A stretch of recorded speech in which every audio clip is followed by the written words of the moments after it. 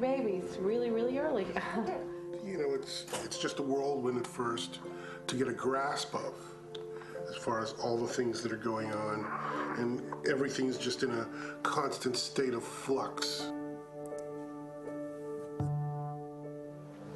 For parents of babies born early, there's suddenly so much to learn and to feel, and all in unexpected surroundings. As you begin your journey as a new mother or father, it helps to know about the powerful and practical ways you can support your baby's development while in the special care nursery. The experiences of the families in this program show how your presence and care make a difference. No matter how uncertain you may feel at first, and no matter how small your baby may be.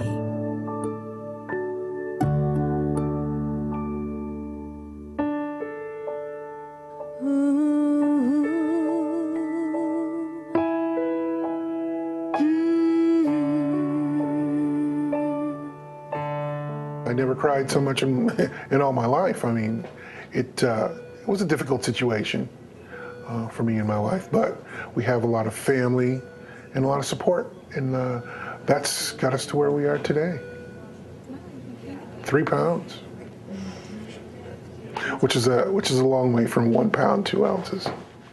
When parents first come into the NICU and they see their premature infant for the first time, it's always shocking to them because that's not what they had in their mind for what their baby was going to look like.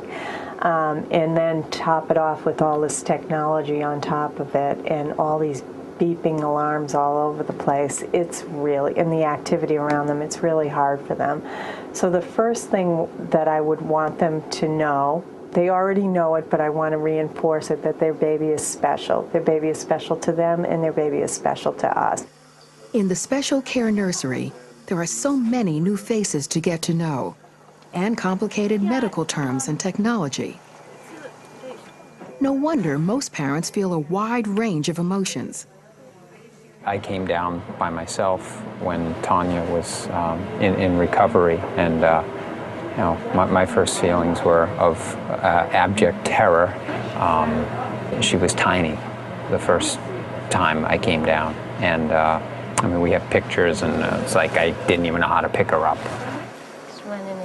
For mothers, these intense feelings may follow major surgery and come at a time when hormones are shifting rapidly. When Lazarus was born, they asked me if I wanted to touch him. And I didn't want to put my hands on him because his little skin looked so delicate that if I touched him, I would rub it off. So I drew my hands back because I was afraid, because he was so tiny. I was kind of afraid of him in a way. So sometimes I'm a little overwhelmed. Like right now, like, you know, if I can't quiet her down, I get a little nervous. And I just feel like maybe I'm not what he probably needs. Sometimes you feel like that a little bit. It's understandable. It's tough in here. This isn't what you were expecting. No. But just you being here is a big part of it. It's okay. Because she knows you, and she knows your voice, and she knows your smell. And you're the best person that can be here for her. Yeah, because you know, you had the baby, but you have never experienced what most people experience, you know, just being by yourself with your own baby. Can't. It's not real, really. Not yet. Oh, really? Maybe for when they her, go, yeah. you being here is real. This is it. This is the best thing that can happen. For you to be here and to hold her, to talk to her.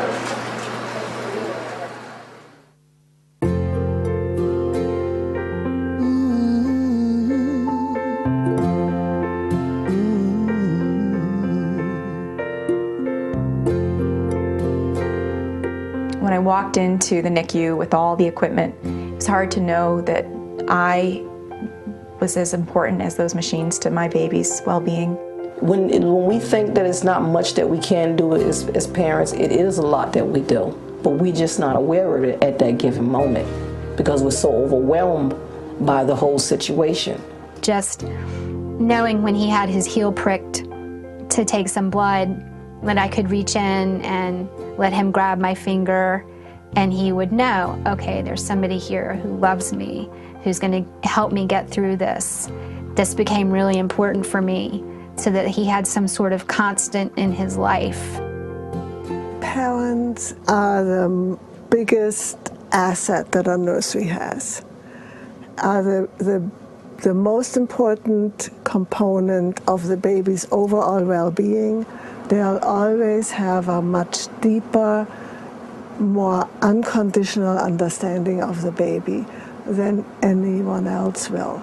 And that's what the baby counts on. The baby trusts the parent. The baby trusts that the parent will be there and will make it right, will make it work, and will stay with that baby no matter what. For me, the most exciting lessons from the science of early brain development over the past decade have come from demonstrating just how exquisitely sensitive and responsive the infant brain is to its environment. And in a way, parents have the opportunity to provide a kind of environmental care that no professional can. And of course, what's exciting about the science is that it turns out that that matters greatly. Unlike the nursery staff, you are already very familiar to your baby. And just like you were during pregnancy, you remain what is constant in her life. She counts on her connection to you to help her get used to her new world. There's only one thing on the menu. Milk. Milk. From the very start, you comfort your baby in ways that only a parent can. And in the process, you support continuing brain development and health. Sleeping? Eating and sleeping. I thought it was important for both of us to be there as much as possible, because I think he needed to hear her voice and our voice. It's just, I think it's made a difference. I think that's the reason, one of the reasons that Jack's home and doing as well as he is because he knew he had support. I know now that my voice and my presence with them made them just as healthy as the medicines they were getting and the special care they were getting. That my voice was the part that helped them, I think, heal and become the whole little babies that they are now.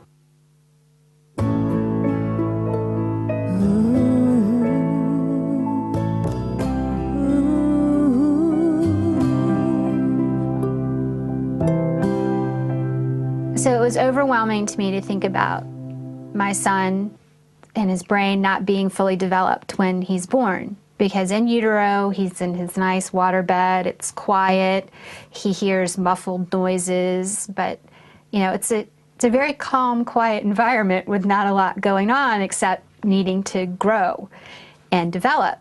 And now he's out in the world, he has to breathe air, he has a tube down his throat, and I was concerned that, well, what's going to happen brain-wise with him? Understanding how the nervous system continues to develop after birth will help you care for your baby in ways that are good for his brain. It is in the third trimester, when many babies enter the NICU, that grooves called sulci and ridges called gyri are forming in the cortex of the brain. These grooves and ridges increase the surface areas of the brain devoted to memory, language, visual perception, reasoning, information processing, and voluntary movement. Having his nurses say, okay, well, right now, gestationally speaking, this is where he's creating those creases and folds that are in his brain, so we need to really let him do that. We need to let those develop so that he is just growing and developing. At the same time that the expansion of the brain's surface area is in full swing, individual neurons begin to mature and organize themselves. Dendrites and axons start to link together, and as they do, billions of connections form. And from them grow whole systems that control sight, language, thought, and movement. As the pathways between neurons develop, they are surrounded by a white fatty substance called myelin. The insulation that myelin provides helps neurons to transmit signals and information to each other with greater speed. It is when myelin is beginning to form that many of the most vulnerable babies arrive in the special care nursery, which means that the brain must continue its development in a place where sometimes painful procedures help make survival possible. There is a critical period that begins when you're born, and you have a window where the environment shapes you, and if it's not shaping you well, then you can't reverse that later. Whereas if you shape it properly, now you've put in place something that will be with you for life. Science is clear. The effects of early birth on the brain are reduced by caring for babies in ways that foster healthy brain development. Your love and support during an NICU stay not only make a difference in your baby's well-being now, but for her future.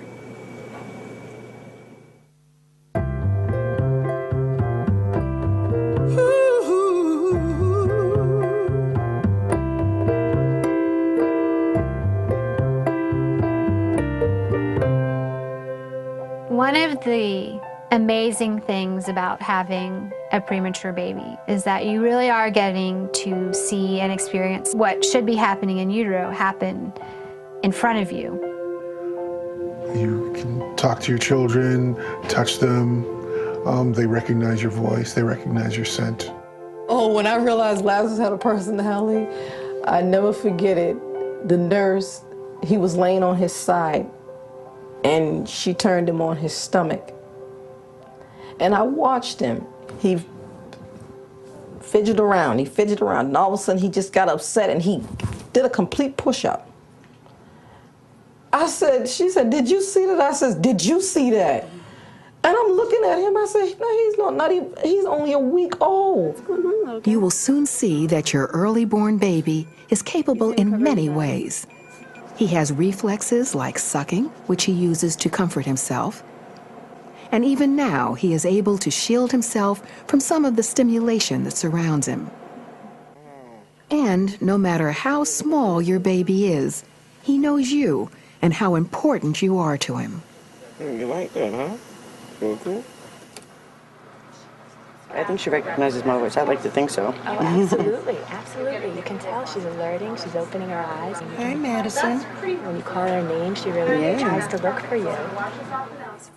Pay special attention to the ways your baby responds to touch. Are you having a nice lunch?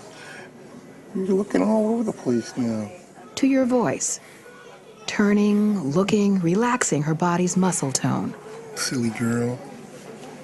You'll interact in the world by touching things, by moving in space, by visually having eye contact, by hearing things.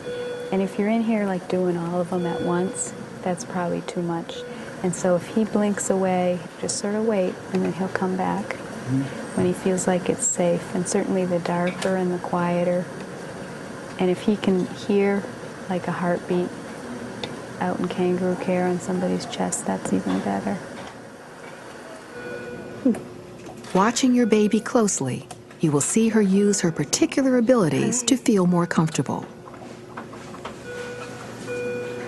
For instance, he might close his eyes or cover his ears to protect against stimulating light and sound. As she matures, you'll notice your baby tucking her legs and bringing her arms to the middle of her chest. By gathering herself up like this, your baby returns to the position she knew throughout pregnancy. She is also regulating her temperature, keeping herself warm.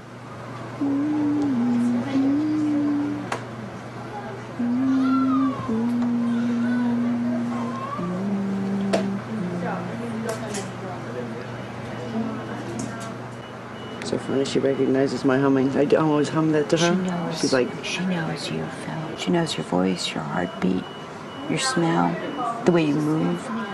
In addition to her strengths, your baby's senses are also continuing to develop.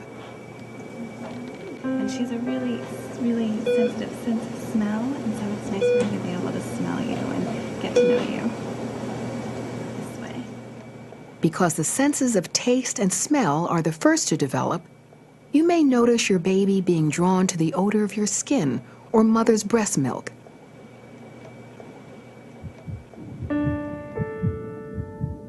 While still in the womb, your baby's sense of hearing allowed him to hear repetitive and rhythmic sounds, like your heart beating.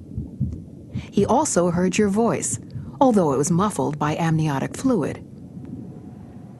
Science has shown that parents' gentle coos and whispers help their fragile infants to experience more physical stability. Hey there, did you have a good lunch? This is because even though they sound different in the special care nursery, the tone and pattern of mothers' and fathers' voices are familiar to newborns.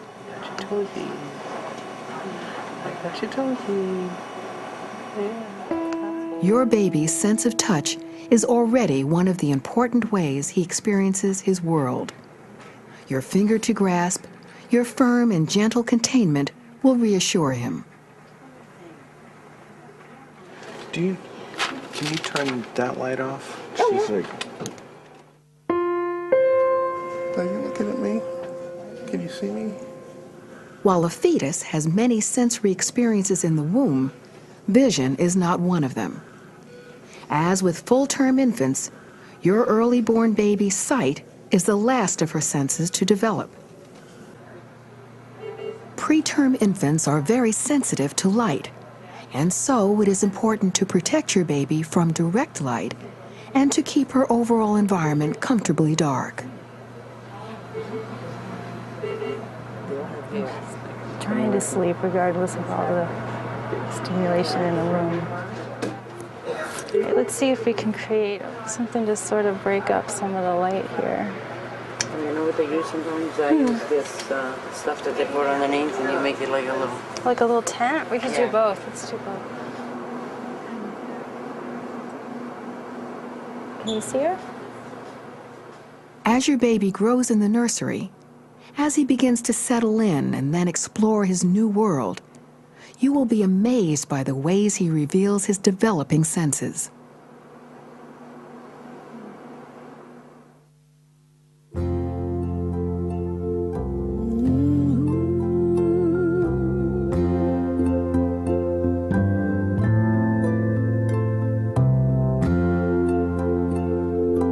Her signs of stress, she gets the hiccups. And what else? She usually puts her hands up in front of her. She'll scrunch her face up a little bit. Sometimes turns a little red. Just like grown-up people, you know, there's body language involved. And with these little children, they'll let you know when they want to be left alone. And they'll put their hands up, they'll get jittery, they'll start crying a little bit. The signs are out there if you pay attention. There was one respiratory therapist who was actually in the delivery room and intubated him right after he was born. And anytime she would come over and lean in to talk to him, his oxygen saturation would go to a 100 and stay there. So we like to say she was his first girlfriend. Yep, we gotta do the temperature thing. You know the routine, brother. While your baby is getting used to life outside the womb, he is working hard to tell the world who he is. As with all newborns, it will be some time before your baby is able to ask for what he needs. Until then, he communicates through his behavior. Look how he's playing his hands. Just let him finish up. Yep.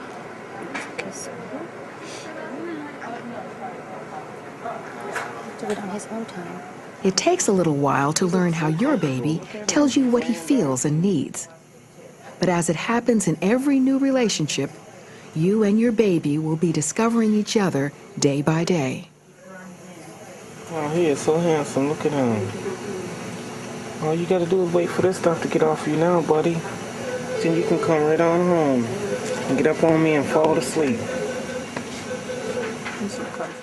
Observing your baby closely, you will start to recognize his unique personal style, his ways of telling you his likes and dislikes, and when she is tired or hungry or looking to be touched or held. Isn't he handsome? He looked like Uncle Eric. In the beginning, if your baby cries at all, his fussing is likely to sound weak or strained. This is because his lungs are still maturing. Her cries will sound fuller and stronger as she gets older and more medically stable. I know. Are you hungry? You're nice and kind. What a good girl. Until your baby communicates more with her cries, her quiet doesn't necessarily mean she is at ease. Looking carefully, asking yourself what her body is telling you, will help you figure out when your baby needs your gentle care to help calm her. Early-born infants rely on very subtle signs and behaviors to show that all is not right. You may notice arching of the back, flailing arms and tremors, a nose much paler than the rest of the face, a wrinkled, pale forehead, splayed, that is, spread fingers, and hiccuping. Yawning, while often a signal that your baby is tired, may also be a sign that she needs some help to get comfortable. So is a spotty or speckled complexion. This is called mottled skin. When your baby becomes hyper-alert, that is, when he looks around without really being able to focus, he is likely looking for soothing. In this sequence of behaviors, you can see a baby needing to get comfortable. Her mouth movements and tongue thrusts are one sign. Although her clothes keep her from easily bringing her hands to her mouth, she clearly wants to. Notice her face start to shift color and then become quite pale. And then there is the wide yawn, all sending the message that some gentle care would feel good. And I would talk to him and say, it's okay. And he would go like this, and I would just talk to him, it's okay. And when I do that, he would go like this and ease his little hands down. That's when you know that he was, relaxing. Sometimes your baby will indicate that she is feeling stress. And the very next minute, she may pull herself together and return to a more calm and relaxed state. When she does this, you are seeing your baby's amazing ability to soothe herself. And you will see more of this kind of behavior as she grows.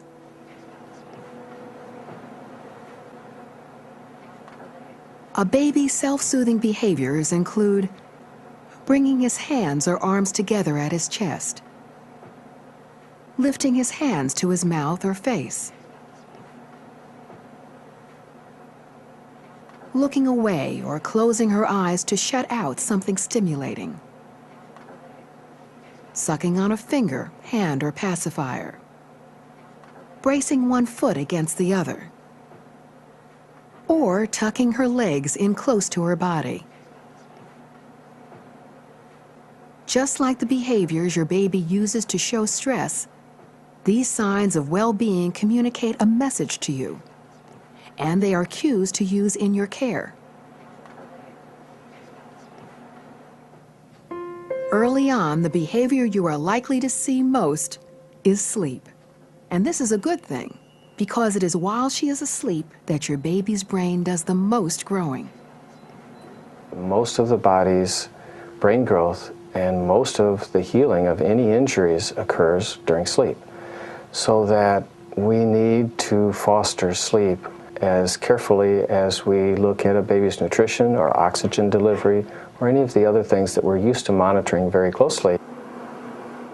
Preterm infants rarely enter a deep sleep until they are closer to term age. And even then, episodes of sound sleep are likely to be brief.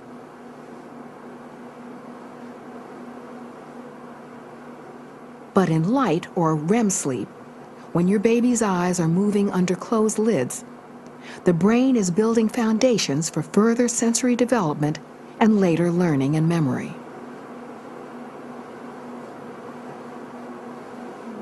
Sometimes it is hard to tell if your baby is asleep because, much the way he would have if he were still in the womb, he will move and stretch, pucker his lips, even smile, all while in a light sleep.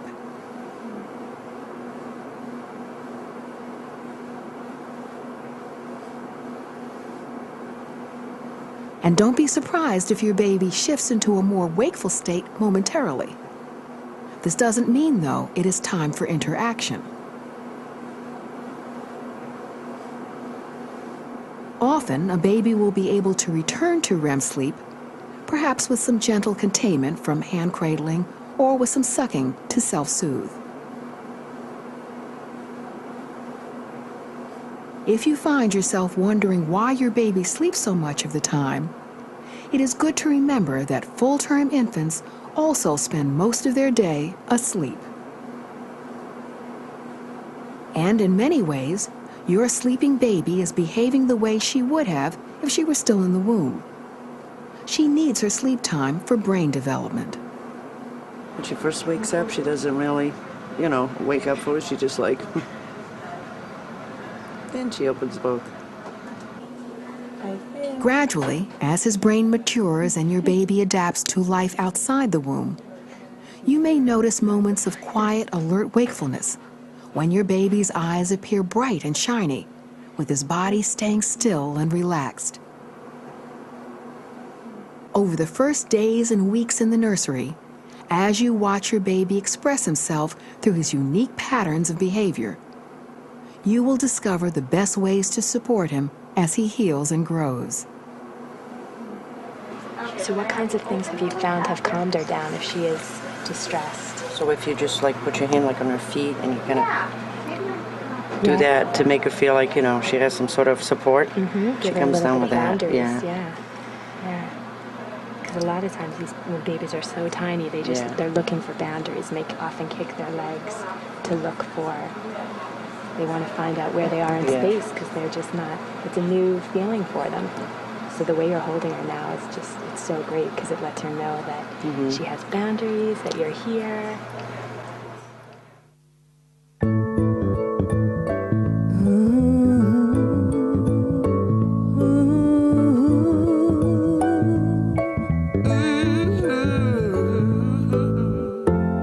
My husband would come every morning and read him the sports section with a cup of coffee, and so he could hear our voice and recognize our voice. And you knew after a couple days, when we came to his bedside, you knew that he knew our voices. Just kind of bundling her and putting her hands together, and it's amazing. It would have a calming effect on her. Or just putting a hand on top of her head. I would put my hands inside there and make sure that they got warm before I actually touched him. But I talked to him the whole time that I had my hands in there. And then I would let him know, okay, Mommy's hands are warm now. Then I would just lay them on his head. And once I laid them on his head, I watch his SATs go up to 100. The practical ways you comfort your baby and promote her development help her medically as well as emotionally. When a baby is stressed, she experiences changes in her heart rate and breathing. Less oxygen may make it to her bloodstream. This affects her stability and her brain health too. The less he has to fight off his world, the better able his brain will be of kind of developing as it would have in utero. The happier and more contained, the better off he'll be. The following strategies and care practices will help your baby remain calm and stable. which will lead to more opportunities for brain growth and development. One of the best ways parents nurture their baby is with what is called kangaroo care.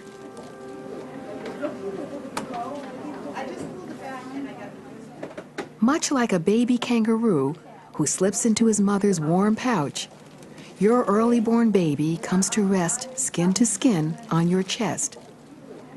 Just as she did in the womb, here she is able to take advantage of your body heat and feel and hear the reassuring rhythm of your heartbeat. On the parent quite naturally, as the baby stirs, will give the baby room, will help the baby adjust, and then the baby goes back down on the parent into sleep, and the sleep is much more securely supported. The closeness, warmth, and smells that a baby senses while skin to skin with a parent will help him to feel at ease and to sleep. Babies tend to fuss less in this position and have fewer episodes of apnea, that is, interrupted breathing. Breathing becomes more regular, your heart rate and your baby's synchronize, and the level of oxygen in her blood goes up. All signs that your baby's brain is getting the stability and calm it needs. What I find is that my daughters tend to saturate really well when they're kangarooing, when they fall asleep and pull their arms in close and they're just out. And it's a nice feeling to know that I'm doing something physically to help with their development. Babies aren't the only ones who respond well to skin-to-skin contact in the NICU. Mothers and fathers do too. At first it was really scary for us because he was very small and there was a lot of machinery attached to him. But once he would get, nestled down on your chest, the vent tube went away, everything went away, and you just had, your son there. And actually, most of the time, we would just sleep. But it was some of the best sleep I got, and hopefully some good sleep for him. Well, the kangarooing that we've done is just the best feeling in the world. It's incredible. We just can't even describe it in words. And it definitely helps her. She just seems so calm when we do it, and we notice her weight gain is much better when on the days after we've been here kangarooing. So we know the research is there, but we know it from personal experience. My husband held him for the first time probably a week ago, and he was so afraid at first. He thought it was something just I should do, and Tommy he settled down, and he held him for probably half an hour, and my husband loved it. And it was the most beautiful thing for the two of them. Many parents say that kangaroo care helped them to realize that there was something they could do for their baby that no one else could. There will be times when you are not able to be with your baby. It is reassuring to know that staff pay close attention to your baby's need for calm. NICU caregivers ease your baby into a flex pose when he is in his bed. When they're laying on their bellies, we like them to stay kind of flexed, like they were still in utero. I'm going to put the blanket up and around so that it cups his head, much like your hand would, or when he was in utero, like the womb did. Staff, and you too, can imitate the womb another way, by using your hands to cradle your baby gently, giving him room to stretch and tuck and press against boundaries in ways that remind him of the womb. Swaddling your baby loosely with a blanket is another way to gently contain and calm her when she is not in your arms. Keeping your baby in a loosely flexed position, like this, lets her keep her hands near her face, like she did in the womb. While still developing in the NICU, Your baby's brain processes information more slowly than it will only a few weeks from now, when the brain's communication pathways are more mature. He's so calm right now. Because of your baby's extreme sensitivity to everything around him, it helps to move slowly and quietly as you care for him. I would stop and sort of let him recover if his oxygen saturation levels dropped really low, which is sort of was his biggest response to these do-ups, and talk to him very quietly and be very calming. You can appeal to your baby's sense of smell by placing a piece of cloth, which you have worn close to your chest, inside his incubator. As his brain develops, your baby will enjoy rocking and other motion. For now, though, limiting stimulation will help your baby to take in and enjoy the low-key interactions you provide. Because the sounds in an NICU often lead to stress, your baby truly appreciates quiet. Whispers sound good to him. First place, I don't even know. Hey, little buddy.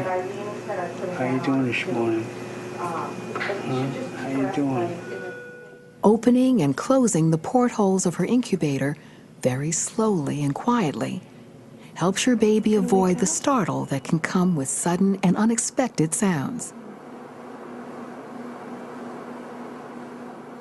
And while there are sounds in the NICU you can't control, you can soften them.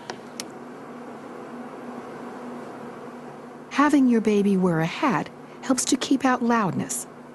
So does using a sound muffling blanket as an incubator cover. All right, Jack, nighty-night.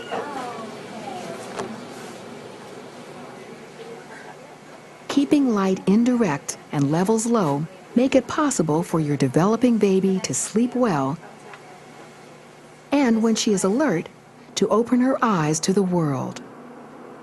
Because it is connected to your familiar voice and smell, your face is what your baby loves to look at most of all once her vision develops. You may not be in focus yet. Still, the expressions of love and care that your face conveys come through to your baby and help her feel more secure. Hi, Tommy. At the beginning of your special care experience, when so much is uncertain, it is hard to grasp what a powerful difference your presence and sensitive care make to your baby. Does Dad see differences? Yes. You see big differences. That's great. More hair. More hair. More hair. More on him, less on me. So what he's getting, you're losing, is Yes. it? Just being next to his bed, being able to lend a finger if he needed one to hold on to, or sing a song, read him a book, whatever he needed at that time was just that was the most important thing that I could do. It's just an unbelievable gift that you've been given by having the babies, even when they're early, even when they're premature, that you are their mother and you know what's best for them.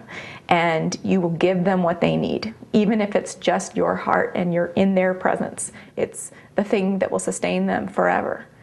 And no one can take that away from you. Day by day, as you get used to your unexpected hospital surroundings, it will become clearer how much you bring to your baby's recovery and development. You make things better with every loving gesture, no matter how small.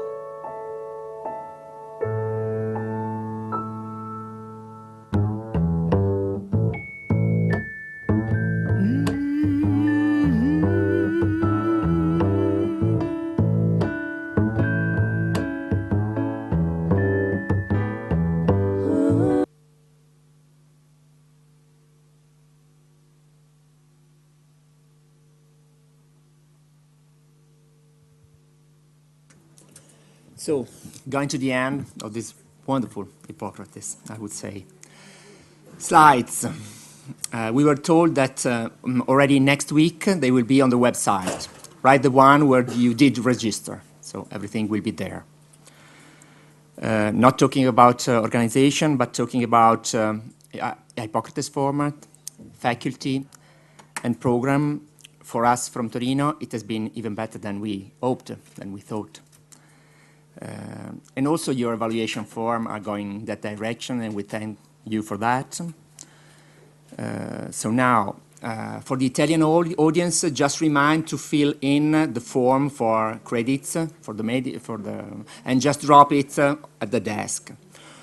For the one of you willing to take advantage of this very, very, very light lunch, I would say break, just go downstairs. For the one of you going back home, thanks for coming. Thanks for coming. Okay. See you soon.